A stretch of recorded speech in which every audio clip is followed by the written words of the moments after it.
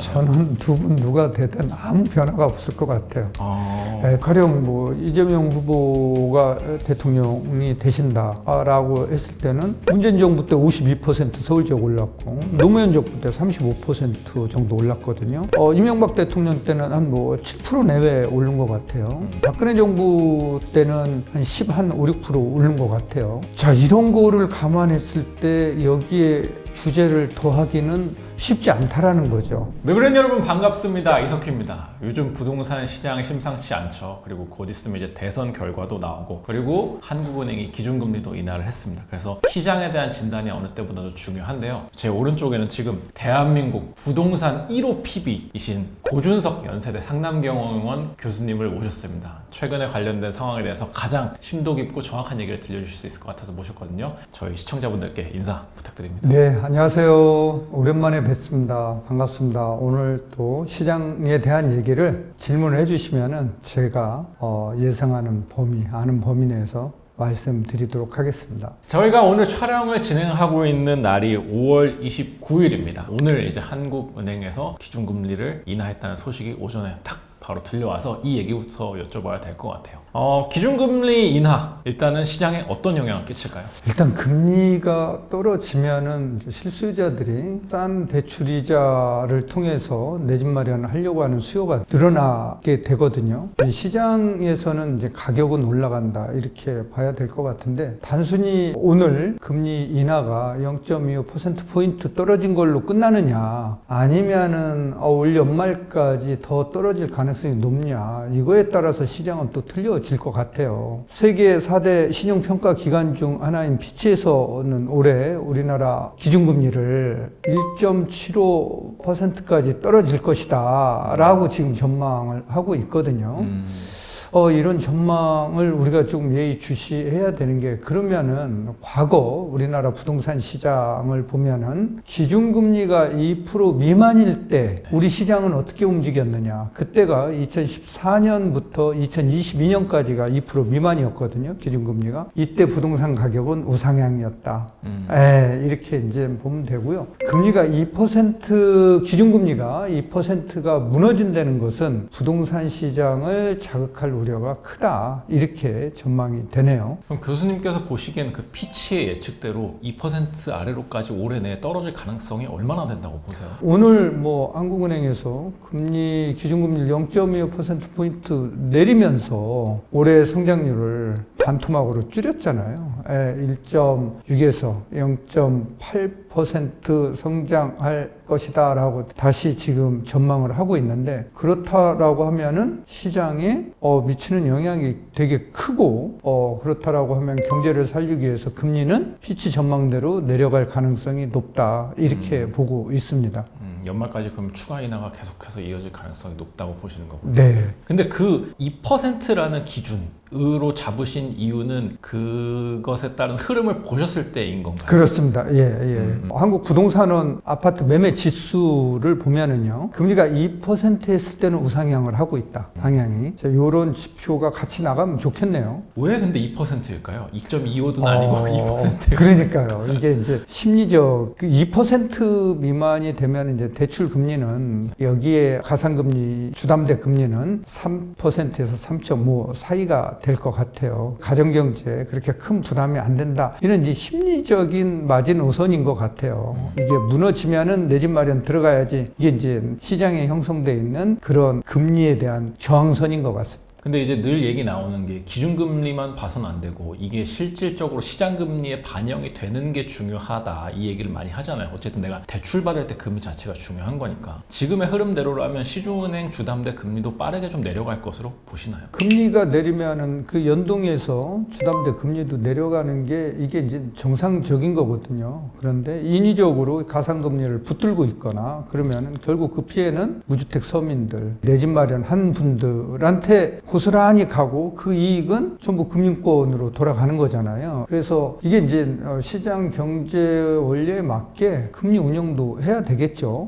기준금리는 떨어지고 예금금리는 떨어뜨리는데 대출금리는 안 떨어뜨린다. 예대 마진의 그 이익은 전부 누가 가져가느냐라는. 은행이 가져가. 네, 그래서 그거는 바람직스럽지 못하다. 그래서 그런 것들을 요즘 우리 국민들이 다 지켜보고 있기 때문에 맞아요. 시중은행에서도 그렇게 하기는 쉽지 않아 보입니다. 금융감독기관에서도 야 가상금리 내리지 마라 이렇게 얘기하기는 쉽지 않다라는 거죠. 예, 우리가 국민들을 보고 가야지 어떤 특정 그런 기관들을 보고 가면은 안 되잖아요. 가령 이제 집값을 과도하게 자극하지 않고 싶다는 금융당국의 판단이 있더라도 여론 때문에 그거를 계속하고 쉽지 않을 것 같아요. 네, 쉽지는 않아 보입니다. 네. 네, 네. 어쨌든 이 금융 측면에서 봤을 때 기준금리가 내리는 거 그리고 앞으로도 추가 인하가 예상되는 거는 상승 요인으로 보이는데 7월부터 이제 스트레스 DSR 3단계 네. 수도권은 1.5%포인트까지로 이제 오르게 되잖아요. 가상금리가 산정을 할 때. 이 영향과 부딪히긴 하는데 종합해서 보면 어떠세요?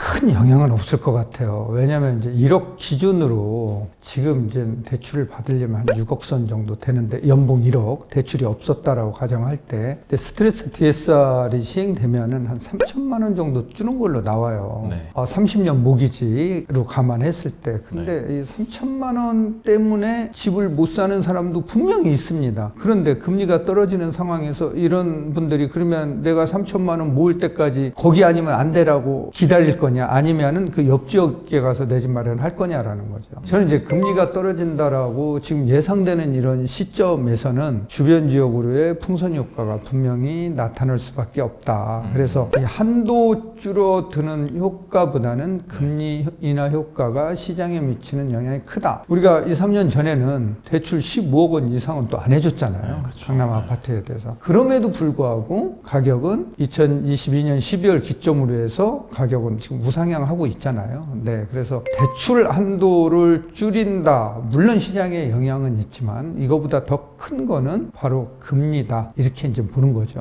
그리고 사실 기준금리는 어쨌든 더 떨어질 것 같다는 심리도 작용을 하겠군요. 어쨌든 이 스트레스 DSR이 특히나 방금 말씀해 주셨던 거를 생각해보면 강남이나 마용성 이런 데들은 영향이 좀 특히나 더 제한적이다라고 말씀을 주셨는데 이번에 기준금리 인하 그리고 스트레스 DSR 3단계까지 종합해서 봤을 때 시장별로 흐름이 좀 이렇게 달라질 것 같다 예측하시는 부분이 있나요? 강남 3부는 뭐 한도가 좀 줄든 금리가 인하가 되든 큰 영향을 뭐 안 받을 것 같아요. 그래서 이 지역보다는 오히려 금리가 인하되면은 실수요자들이 대출 끼고 들어갈 수 있을 만한 지역들 이런 지역들의 영향이 이제 크겠죠. 예를 들어서 이제 서울 25개 구 중에서 지금 외곽 지역에 있는 금강구라든가 노도강이라든가 그런 지역의 거래량도 늘어나고 가격도 좀 우상향이 조금 폭이 좀 커지는 그런 흐름이 나타날 가능성이 높을 것으로 예상이 되네요. 어쨌든 지금은 사실 외곽 지역이 좀 약간 여전히 고전을 하고 있는 지역들도 있는데 네. 앞으로 이제 기준금리가 내려가면 내려갈수록 서울 전반이 좀 우상향의 기조로 갈 것 같다. 네, 네. 그렇군요. 그러면 수도권은 어떻게 보세요? 수도권은 인천, 경기, 서울 이게 이제 우리가 수도권이라고 부르는데 서울은 얘기했으니까 네. 경기, 인천만 따로 떼놓고 보면은 경기가 지금 미분양이 13,000호예요. 3월 기준으로. 인천이 뭐 한 2,500가구 정도 되고요. 이런 미분양 아파트를 감안하면은 경기라고 해서 전부 다 풍선 효과가 나고 금리 인하 효과가 나지는 않을 것이다. 경기 일부 지역, 서울로의 접근성이 확실하게 보장되는 지역들. 예를 들어서 이제 GTX A가 연결되는 동탄이라든가 파주라든가 또 이제 이런 연결이 서울 강남으로의 접근성을 확실하게 앞당겨 주잖아요. 시간 전략을 해주잖아요. 그러면은 이런 지역의 집값들은 향후에 금리 인하와 맞물려서 영향을 받을 수밖에 없다. 게다가 이런 지역의 수도권 지역의 교통환경도 개선이 되고 두 번째는 일자리가 늘어나는 지역. 일자리로 인해서 배우 주거 수요가 늘어나는 이런 지역들 여기가 이제 동탄이잖아요. 이런 지역의 집값은 우상향할 가능성이 높다. 그런데 이제 서울 내 교통환경이 굉장히 어려운 곳, 인구도 줄어들고 또 공급은 많이 돼 있는 지역 이런 지역은 쉽지 않다. 그래서 저는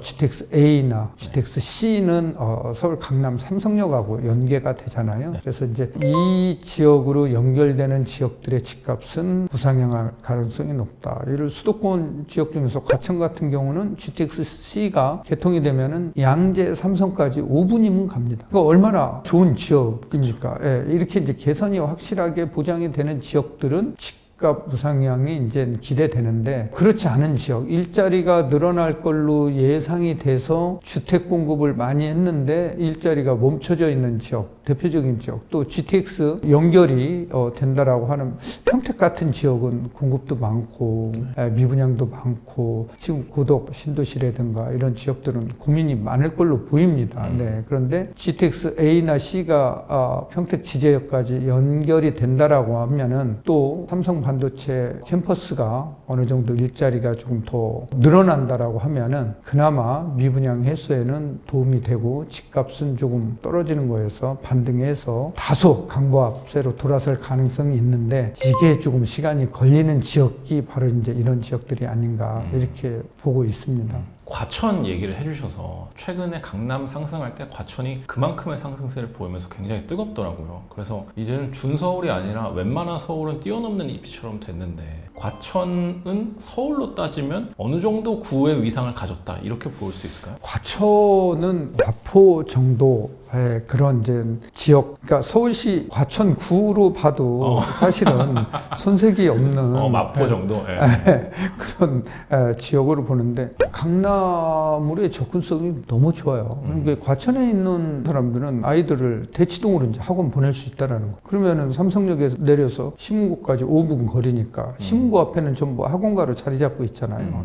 이런 걸 감안했을 때 교육, 사교육 시스템, 학원 시스템까지 이제 향후에 갖춰지기 때문에 그런 것들이 이제 반영이 되는 게 아니야. 또 우리나라 최대 공원이 자리 잡고 있잖아요. 뒤쪽으로는 청계산이 자리 잡고 있고, 네. 앞으로는 서울대공원이 자리 잡고 있잖아요. 자연 환경도 여기만큼 좋은 데는 없다. 이렇게 보는 거죠. 네. 이번에 스트레스 3단계 DSR이 지방은 확대되는 게 유예가 됐어요. 그래서 이제 금리도 내리고 하면 지방은 살아날 수 있을 거냐에 대한 질문들이 많아요. 근데 이제 그런 얘기를 하다 보면 두 가지로 나뉘는 것 같더라고요. 이제는 지방은 금융이든 수요든 상관없는 곳이 돼버렸다라고 말씀하시는 분들도 있고, 그래도 지방이 이 정도까지 오면 살아날 수 있다 이렇게 얘기하시는 분들이 있던데, 앞으로 지방은 좀 어떻게 보세요? 물론 뭐 지역마다 다르긴 하겠지만 지역별로 좀 얘기를 해주신다면? 크게 뭐 얘기할 지난 3월 말 현재 경기 미분양이 이제 13,000호라고 얘기했는데 나머지가 다 지방이에요. 그래서 지방은 대출 한도가 늘어나도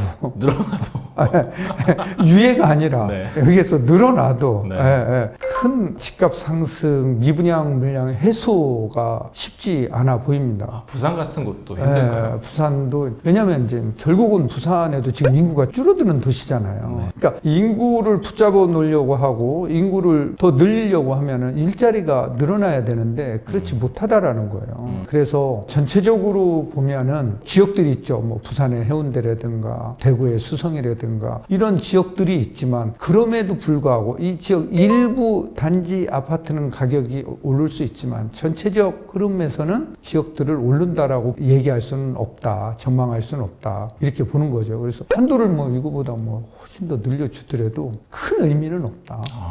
떨어지는데 대출 받아가지고 집 사는 사람 있을까요? 하긴 큰 기대가 없는 한 그렇죠. 힘들죠. 네네. 대출 받아서 집을 살려고 할 때는 20, 30년 전에는 실거주용으로도 뭐 많이 샀는데, 그래서 뭐 강남 팔고 분당으로 가고 일산으로 가고 이전한 사람들이 있잖아요. 실거주용으로 가는 거니까. 네. 지금은 좀 약간 쓰리시겠지만. 근데 지금은 그게 아니다라는 거죠. 네. 플러스 알파, 자산관리 목적, 재테크 목적이 더 강하다라는 거예요. 내가 좀 불편하게 살더라도 내가 5년 가지고 있으면 10년 가지고 있으면은 캐피탈 게인이 얼마 되느냐, 이거 이제 따진다라는 거죠. 소득이 안 오르니까. 그렇죠. 네. 그래서 신한은행에서 발표한 자료를 보면은요, 2021년인가 제가 자료, 그 이후에는 자료가 안 나온 것 같은데, 있는데 보면은 코로나 이전하고 이후하고 소득분이 상위 20%하고 하위 20% 기준으로 했을 때 소득 차이는 4배에서 5배로 늘어났어요. 1 정도 늘어났습니다. 근데 자산 격차는요 150에서 250으로 100배가 늘어났어요. 그러니까 자산 관리를 하지 않으면은 이 격차를 따라잡기 정말 힘들다. 내가 소득이 작다고 그래서 자산 관리를 포기하는 순간 자산 격차는 더 벌어진다라는 거. 그러니까 소득이 적을수록 정말 자산 관리를 정말 해야 된다. 그래서 사실 지방에 계신 분들도 서울에 아파트 사놓고 지방에서 막 월세 살고 이러시는 분들도 있죠. 그게 정답인 것 같아요. 제가 이제 지방으로도 가기를 다니면은 지방에 어디 사야 돼요? 이걸 안 물어봐요. 서울에 어디 사야 돼요? 이걸 지방에 물어봐요. 사시는 분들. 거기 사는 분들조차 서울에 관심이 있지 그 해당 지방에 관심 있지 않다라는. 저희가 지금 금융 관련된 측면에서 하반기 시장에 대한 예측을 했는데 사실 그거보다 또 어쩌면 더 큰 이벤트가 하나 기다리고 있습니다. 바로 이제 다음 주에 결과가 나오는 대선인데요. 오늘 벌써 이제 사전투표 첫 번째가 시작돼가지고 그거에 대한 얘기를 좀 여쭤보려고 하는데 사실 저희가 뭐 누가 될 거다 이렇게 예측을 하고서 여쭤볼 수는 없고 어쨌든 유력한 후보 두 분이 계시잖아요. 각각이 되셨을 때 시장이 좀 어떻게 될 것 같아 예측을 좀 해주실 수 있다면? 저는 두 분 누가 되든 아무 변화가 없을 것 같아요. 대통령이 누가 되시든 어느 분이 되시든 시장에는 영향이 없을 것 같아요. 어떤 측면, 그러니까 가령 뭐 이재명 후보가 대통령이 되신다라고 했을 때는 예전 과거 사례를 보면은 각 정부별로 부동산 가격 상승률을 보면은 문재인 정부 때 52% 서울 지역 올랐고 노무현 정부 때 35% 정도 올랐거든요. 이런 과거 사례. 근데 이명박 대통령 때는 한 뭐 7% 내외 오른 것 같아요. 박근혜 정부 때는 한 5, 6% 오른 것 같아요. 자, 이런 거를 감안했을 때 여기에 규제를 더하기는 쉽지 않다라는 거죠. 또 지금 이재명 후보가 얘기하시는 것도 이 상태로 가겠다, 건들지 않겠다, 놔두겠다. 그리고 초고가에 대해서는 뭐 얘기하시는 것도 없으시고 오히려 더 서민들의 진짜 무주택 실수요자들을 위해서 공공 중심의 공급을 좀 더 하겠다 이런 얘기잖아요. 변화가 없죠. 근데 공공을 지금 한다라고 해서 5년 이내에 이게 공급이 될까요? 그러니까 이제 시장은 입주 물량 기준으로 시장 가격에 영향을 받기 때문에 이재명 후보가 대통령이 되셔도 시장에는 큰 변화가 없을 것이다. 김문수 후보가 되면은 규제 완화, 재건축 초과이익 환수, 재건축 부담금도 없애고 종부세도 뭐 없애고 여러 가지 규제 완화를 하겠다는데 그거를 한다라고 해서 국회에서 법 개정이 안 되면은 할 수 있을까요? 그러니까 누가 되든 시장에는 지금 큰 영향은 없을 것 같고 시장에 지금 가장 큰 영향을 받는 것은 대선 이후에 대통령이 어느 분이 되시느냐가 아니라 대선 이후에 우리 경제가 어떻게 될 것이냐. 그래서 주택시장, 부동산 시장을 보면은 공급이 어떻게 될 것이냐. 그럼 이제 공급은 신축도 있고 기존 다주택자들이 가지고 있는 물량이 시장에 많이 나와지는 것도 공급이잖아요. 그러니까 지난 12월 말 기준으로 아시 자료에 따르면은 서울 지역 아파트 매매 물량이 87,000건 정도 매물로 나왔는데 지금 현재 보면은 매물이 82,000건 정도예요. 그러니까 이제 매물이 이제 줄은 거죠. 매물이 줄면은 가격은 올라가게 돼 있는 거거든요. 그래서 다주택자들이 가지고 있는 매물이 시장에 많이 나와주는 이런 정책이 되게 중요해 보인다라는 거죠. 그다음에 이제 금리는 아까 얘기했지만 또 시장에 중요한 거는 돈이잖아요. 제가 이제 은행에 뭐 한 30년 이상 있었기 때문에 돈의 흐름이 굉장히 중요하다. 근데 우리는 이제 시장 통화를 M1, M2, M3 본업 통화 이렇게 구분하지만 시장에 영향을 미치는 건 M2로 얘기하잖아요. 우리가 IMF 때 M2가 590조였어요. 600조가 안 됐어요. 근데 작년 말 현재 4,100조 원입니다. M2가. 근데 3월 달까지 이 M2가 36조가 또 늘어났어요. 이 M2가 늘어난다는 것은 시장의 실물 자산 가격을 밀어 올릴 수도 있다는 네. 근데 지금 뭡니까? 금리를 내린다는 것은 돈이 또 풀어진다는 거잖아요. 그렇죠. 그러니까 이제 실물 자산 가격은 우상향할 가능성이 높다. 하반기 이렇게 보는 거죠. 그래서 이제 이런 흐름들이 되게 중요하지. 뭐 누가 어느 분이 되느냐는 별로 중요하지 않다. 그게 중요한 것 같지는 않다. 지금 시장에서는. 네. 그래서 저는 두 분 중에 경제를 정말 잘하시는 분이 돼서 우리 경제를 좀 살렸으면 좋겠다. 이런 생각입니다. 제가 너무 답변을 근데 모호하게 했나요? 사실 제가 생각해도 그 두 후보 간의 정책에 큰 차이가 없고 또 한 가지 포인트는 아까 말씀해 주신 대로 김문수 후보가 조금 더 규제 완화에 방점을 찍고 있기는 하지만 국회 상황이 바뀌지 않았다는 점, 그것 때문에 또 김문수 후보가 된다 하더라도 그렇다고 막 크게 규제가 많이 바뀔 것 같지 않다. 네, 전 이 정부와 예측이, 틀릴 네. 거 없습니다. 네. 네, 네. 미 예측이 맞으신 것 같아가지고 네, 큰 변수는 아닌 것 같다는 생각이 더더욱 드는 것 같아요.